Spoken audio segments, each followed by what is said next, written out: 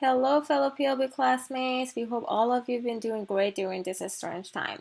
So, I know we were all looking for something to keep us busy and entertained during quarantine. Well, let me tell you what these two roommates, who are also UC Davis students, been up to lately. One day, Malika and Argavan were on their daily walk in a park when Argavan said, "Hey Malika, look at these different plants that we have here. Have you ever thought about how we determine different sexes of plants?" Interesting question. I actually don't know the answer to this, but you know who can help us? Bahar, our neighbor. She's a plant bio grad student here at UC Davis.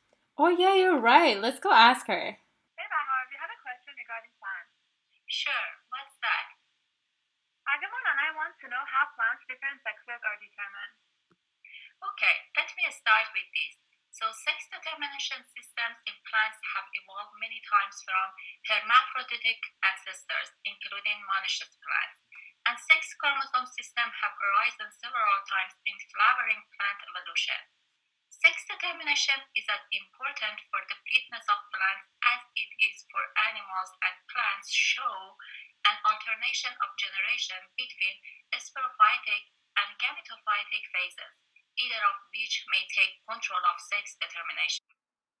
This is the structure of a flower. This is a gynecium, and this is an androecium. Do you guys know what dioecious and monoecious mean?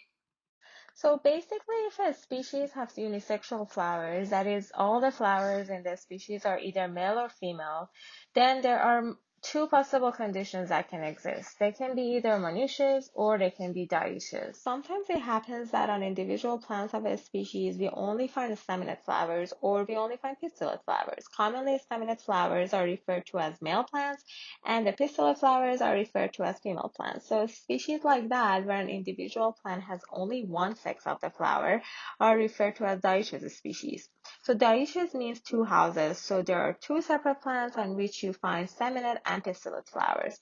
So over here we have a willow tree, and this is showing the staminate individual. So all of the flowers on this plant are staminate, and we would have a separate plant that have the pistillate flowers on them, which I don't have it here.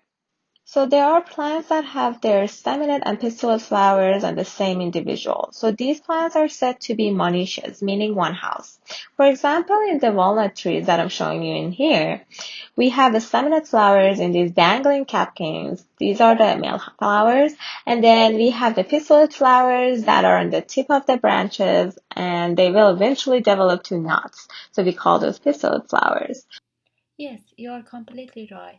There are three ways to determine which sex the plant will have: one chromosomal, two hormones, and three environmental factors. There are two types of chromosomes: homomorphic chromosomes and heteromorphic chromosomes, in which Y is active in this system. In the active Y system, the Y chromosome contains genes that suppress female expression by inducing stamen development and maturing anthers.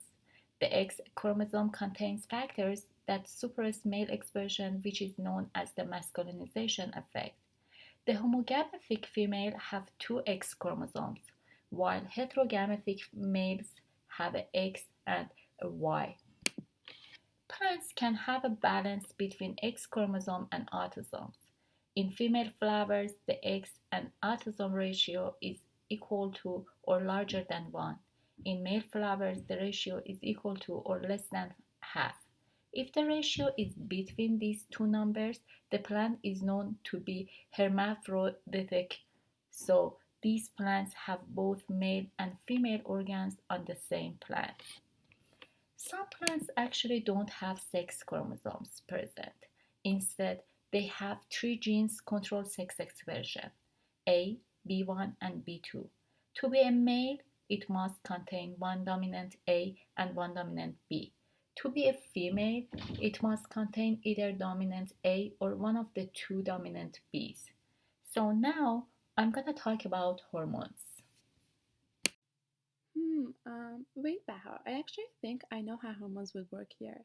I know that the effects of hormones may vary across different plants, but I remember we had several lectures on hormones in my PLB 112 class this quarter, and we learned about many of them, including gibberellins and ethylene. There is a chart directly from our class presentation slide that also has sex determination as one of the major roles of gibberellins.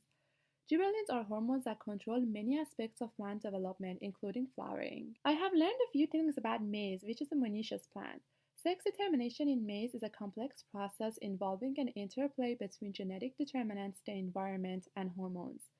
In maize, the sexual identity of flowers appears to result from the expression of genes in different networks that are responsive to signals mediated by hormones.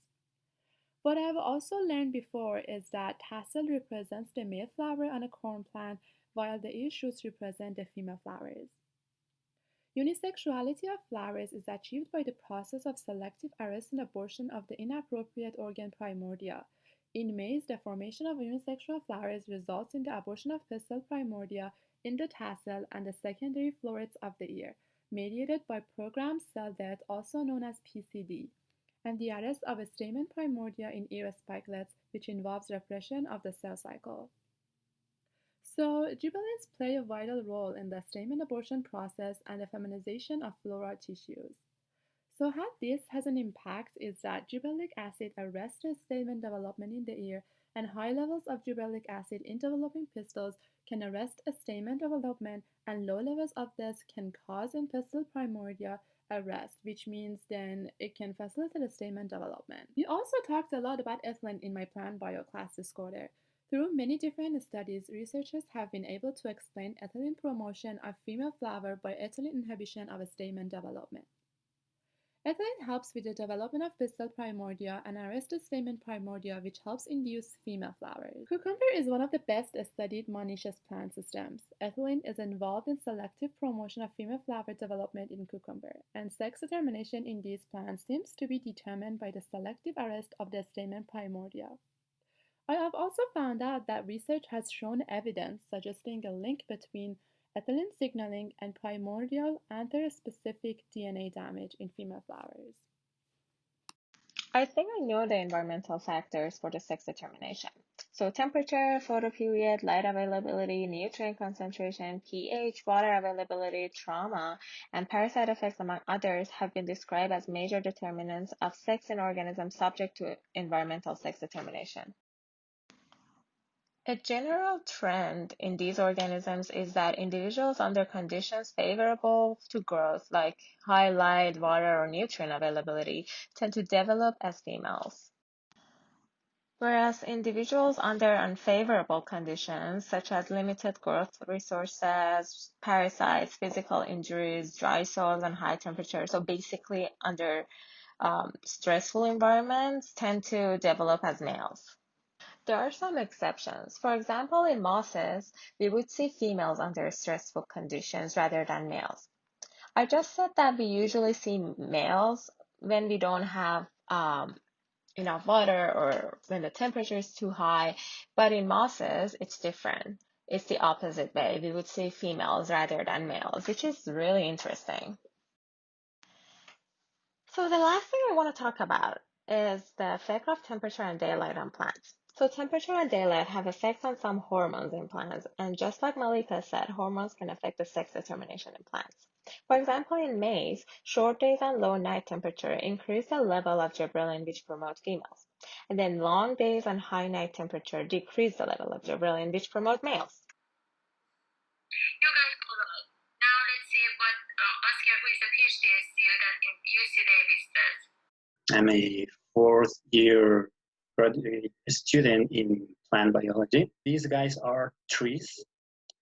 And so there are trees that have male flowers only, and there are trees that have female flowers only. Sex is determined by sex chromosomes.